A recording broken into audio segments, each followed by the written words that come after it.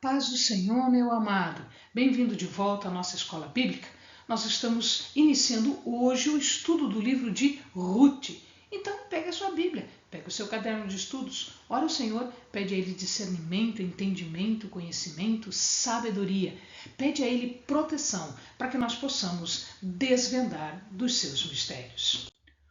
O livro de Ruth tem como conteúdo o fato de existirem pessoas que vão ser tratadas aqui de forma especial porque são destituídas de importância. Como o Senhor, como a palavra de Deus trata as pessoas que o mundo não considera. Deus cuida de todas as necessidades dos homens, não dependendo de se ele é importante ou não é importante para a sociedade. Todos os homens são importantes para Deus. E Ele cuida das nossas necessidades, das necessidades das pessoas, cumprindo os propósitos que são dele mesmo. Quais são esses propósitos? Os propósitos de bênção, os propósitos de bem-aventurança para todos aqueles que nele confiam. Este livro é especial porque ele era lido durante as festas ou a festa das semanas, também chamada de festa de Pentecostes. Então era um livro importante para o povo judeu e um livro que vai trazer grandes informações para nós, profundas lições para nós. Ruth era uma moabita. Ela morava na região chamada de Moabe. Lembrem-se que Moabe, o nome Moabe, vem do primeiro filho de Ló, o filho que ele teve com uma de suas filhas, a filha mais velha. Então, esta moabita, ela é descendente de Ló, que Ló teve com uma de suas filhas. Essa história está contada lá no Gênesis e especificamente quando da destruição de Sodoma e Gomorra. Esta Ruth, portanto, era uma moabita e ela ficou viúva de um israelita que fugiu de uma fome que aconteceu na região deles ali de Israel. Esta moabita, esta Ruth, foi ancestral de Davi. Ela era, portanto, bisavó de Jesus. A genealogia de Jesus apresenta 4 mulheres. E destas 4 mulheres, olha que coisa interessante. A primeira mulher é Tamar. Tamar foi nora de Judá e os seus filhos, os filhos de Judá, morreram sem deixar descendentes. E Tamar, então, fez um engodo, um engano, para que Judá pudesse suscitar descendência. Então, Tamar era uma cananeia e ela está na linha de sucessão, na linha de Jesus. Portanto, é descendente de Tamar. Uma outra mulher é Ruth, a segunda mulher, que também não é israelita. Ela é moabita, como a gente acabou de falar. Uma terceira mulher é Batseba, a ex-mulher de Urias. E aqui os amados lembram da história quando Davi ele provoca a morte de Urias porque ele havia atentado contra o casamento de Batseba e de Urias. Mais tarde, portanto, aqui nós temos uma descendência desta mulher Batseba que vai culminar lá com Jesus. A quarta mulher é a própria mãe de Jesus, que foi Maria. Portanto, são 4 mulheres, na ascendência, na árvore genealógica de Jesus. Tamar, cananeia, Rute, moabita, Batseba e Maria. O autor, nós não temos certeza de quem seja o autor. Ninguém tem absoluta certeza, não, foi este ou foi aquele. Tradicionalmente, imagina-se que quem escreveu a história foi Samuel, a despeito de que existe uma discussão sobre quando isto tivesse acontecido. A gente vai ver daqui a pouquinho em relação à cronologia, à data de escrita. Então, a rigor, nós não sabemos quem foi que escreveu, mas a tradição diz que quem escreveu o livro foi Samuel. É interessante que Samuel tenha escrito este livro, até porque no final do livro nós vamos ver a genealogia até chegar a Davi. E Samuel já conhecia, portanto, Davi. Bom, em relação à data, nós temos uma discussão ainda maior do que quanto à autoria, quem escreveu. Quando foi escrito o livro de Rute? Existe muita incerteza, muita discussão, e nós temos vários grupos de estudiosos, de pessoas que dizem coisas que não chegam a um consenso, a uma unanimidade. Alguns dizem que foi escrito logo após os profetas, então poderia ter sido escrito após os profetas. Bom, se ele foi escrito depois dos profetas, não pode ter sido Samuel. Outra opinião, que foi escrito na época dos juízes ou anterior aos salmos. Muito bem, Samuel já pegou esta fase no finalzinho. Alguns dizem que foi escrito na época da monarquia. Bom, Davi, portanto, ele viveu aproximadamente no ano 1000 antes de Cristo. Então, alguns imaginam que foi na época de Davi, da monarquia davídica. Lembremos-nos que Samuel ungiu Davi como rei, mas ele não viu Davi reinar, porque ele morreu enquanto Saul ainda era rei. Alguns são mais decisivos ainda e dizem que o livro foi escrito lá depois do exílio, ou seja, quando eles voltavam do cativeiro da Babilônia. Esta é a melhor probabilidade. A melhor probabilidade é que o livro tenha sido escrito em 450 até 250 a.C. e, portanto, nada a ver com Samuel. Samuel já havia morrido há mais de 500 anos em relação a esta data própria. E é uma coisa interessante que, se nós olharmos o pano de fundo disso tudo, nós vamos observar que a legislação do Deuteronômio, ela não permite que os moabitas entrem na congregação. Então, isso é uma coisa que vai chamar a atenção e, de repente, vai mudar um pouquinho a data em que foi escrito.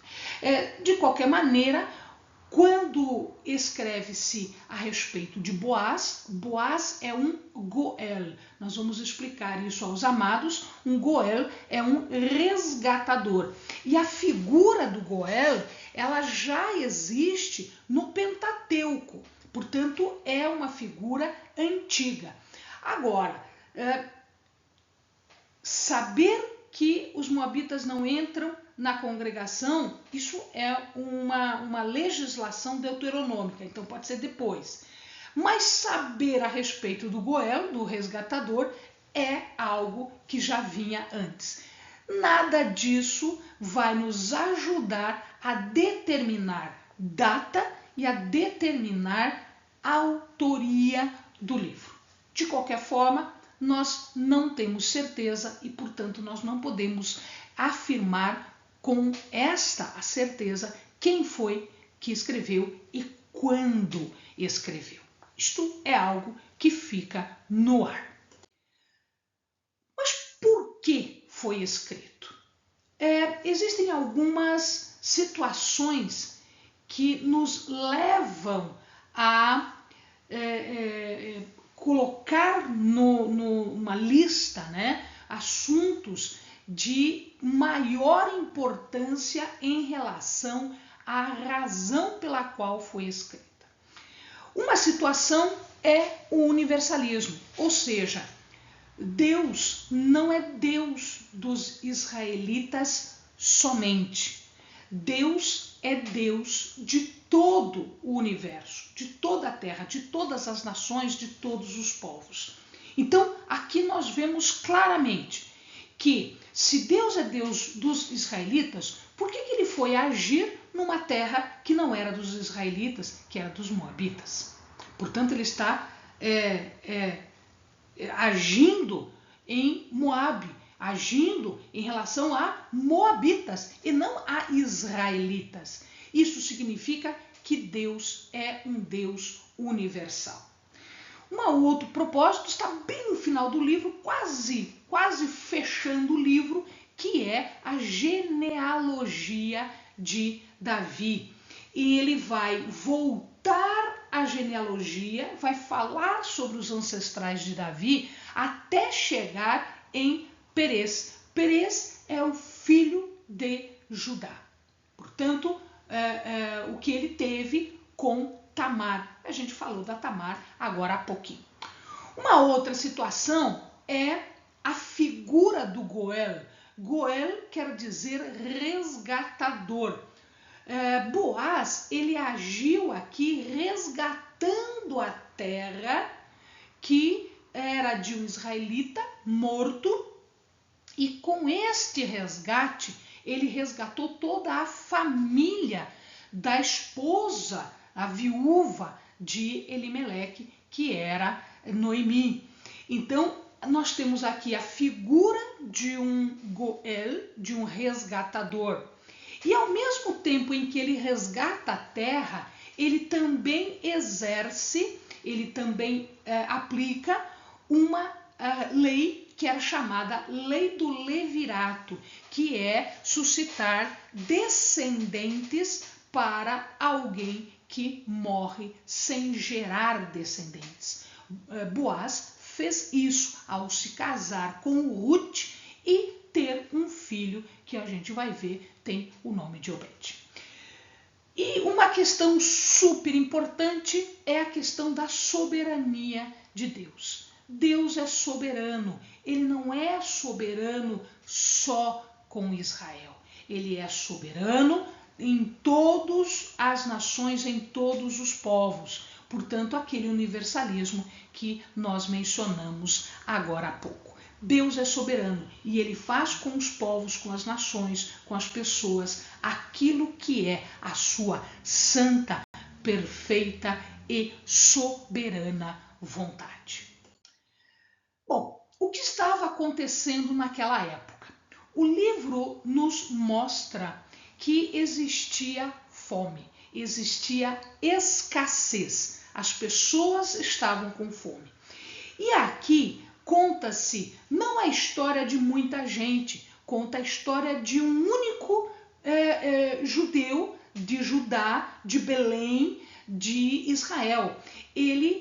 Elimeleque, migra, ele sai da sua terra de Belém, que é da tribo de Judá, e vai para Moabe, porque ele sabia que lá tinha alimento. Então ele sai de uma situação com fome, com escassez, e ele vai para um local onde ele poderia sobreviver junto com a sua família.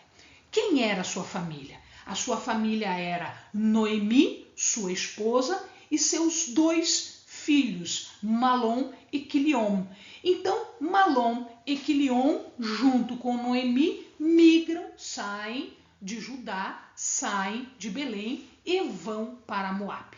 Lá em Moabe, eles vivem um bom tempo e lá tanto Malom quanto Quilion se casam. Então nós vamos ter aqui o casamento de 2 israelitas, filhos de Elimeleque, com 2 moabitas, Orfa e Ruth. O que acontece é que antes de gerarem filhos, os 3 homens morrem. Primeiro morre Elimeleque e depois morre Malom e Quilion.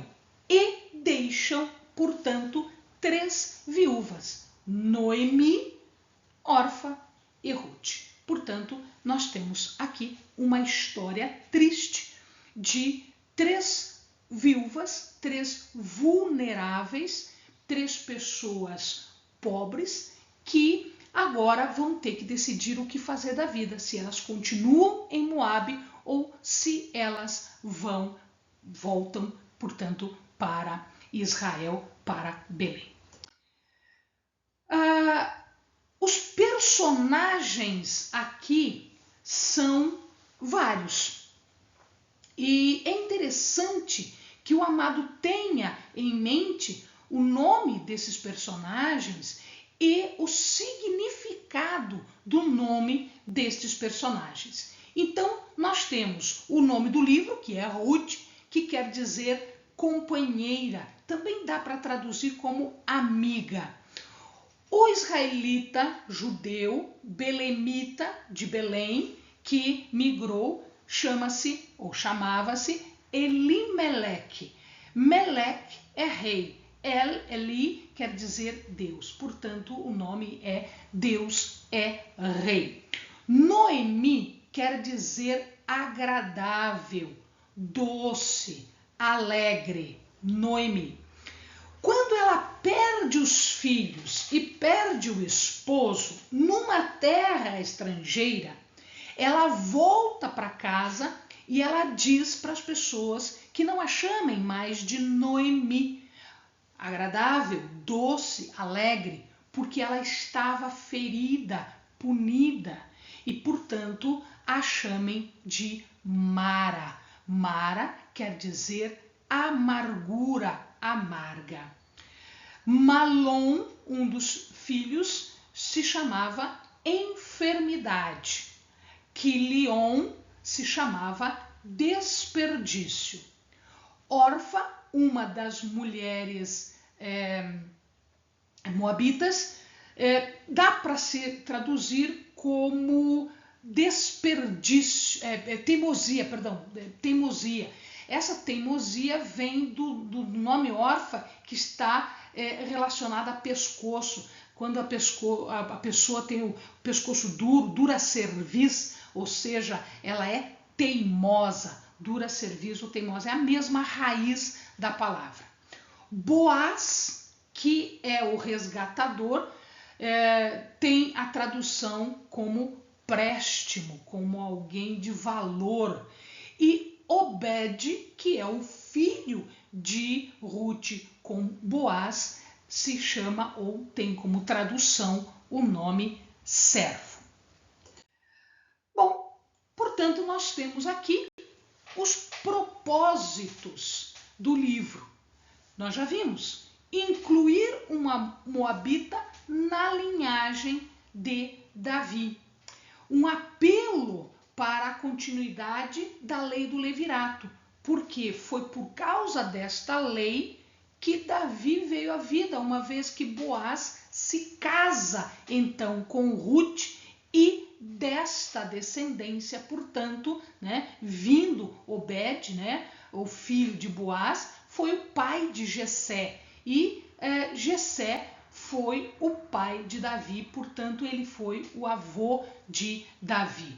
Boaz foi, portanto, um remidor, um goel, e nós podemos ter uma coisa interessante aqui, que este remidor, ele nos leva, por exemplo, a Deus quando manda o seu filho Jesus como Cristo, que é, portanto, o remidor dos homens, o remidor mais profundo, o remidor mais amplo, mais absoluto. Também nos mostra aqui uma lição de humanidade para alguém que era estrangeira, moabita, viúva e desamparada. Portanto, Deus não era exclusivo dos judeus, o seu amor é um amor aplicável a todos, todas as nações, todos os povos, e ele era sensível às pessoas. Muito, principalmente, por conta do coração de Rute, que ela larga todo o seu povo, seus deuses, a sua nação e se entrega totalmente ao Deus Yahvé e à nação do seu esposo, da sua sogra e do que morreu, tanto quanto do esposo que ela fez núpcias depois. E a ação de Deus em providenciar tudo que é necessário, todo cuidado para com todas as pessoas. O livro é canônico, tanto ele é canônico que ele é lido. O que é canônico? Ele é aceito como um livro inspirado por Deus. Tanto isto é que ele é lido anualmente durante a festa das semanas ou Pentecostes, como nós já vimos. Como é que nós podemos dividir esse livro? A partir do próximo vídeo, como é que nós vamos estudá-lo? Então, existe uma parte que é a introdução e a explicação desse drama todo de Noemi, que vai até o verso 5 do primeiro capítulo, e no primeiro capítulo ele fecha com a volta de Noemi para Judá. O segundo capítulo já trata da relação entre Rute com Boaz. O capítulo 3 vai tratar da aproximação de Rute com Boaz e a promessa de casamento que Boaz faz a Rute quando ele é identificado como o remidor, como o Goel. O capítulo 4 até o verso 12 fala dos preparativos para o casamento com Rute, tudo o que Boaz fez para se casar com Rute, tanto agindo na lei da remissão do Goel, como também na lei do levirato. E finalmente a conclusão, fechando isto tudo e trazendo todas as lições do livro para as nossas vidas. Amém, meus amados? Eu espero vocês no próximo vídeo.